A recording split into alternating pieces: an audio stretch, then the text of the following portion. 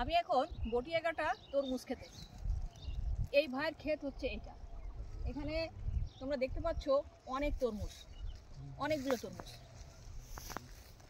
পুরো ক্ষেতেই তরমুজ হয়েছে, ছোট বড় সব কিছু মিলাই। কারণ কোনোটা আগে বড় হচ্ছে সেটা আগে বিক্রি হবে। আমি ভাইয়ের সঙ্গে কথা বলবো যে ভাই আপনি এই যে তরমুজ লাগিয়েছেন, এই তরমুজের যে জায়গাটা মানে কতটা জায়গার উপরে আপনি চাষ করছেন? এক বিঘে। কেমন খরচাপাতি কেমন হচ্ছে? তুলনামূলকভাবে একটু বেশি হয়েছে।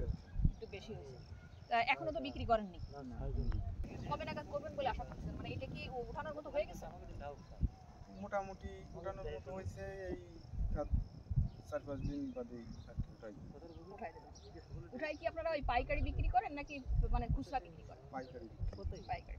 খরচ বাদ দিয়ে কেমন লাভ হবে বলে আশা করতেছেন? এবছর লাভ খুব বেশি একটা হবে না। চাষ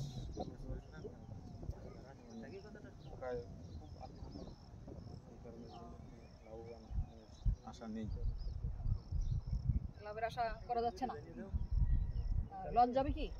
লস না গেলেও নাকি লাভ হবে? সমান সমান সমান সমান আসবে। অনেক ধন্যবাদ আপনাকে। আরও একটু ছবি ভিডিও করবো আমি। ওকে, থ্যাংক ইউ ভেরি মাচ।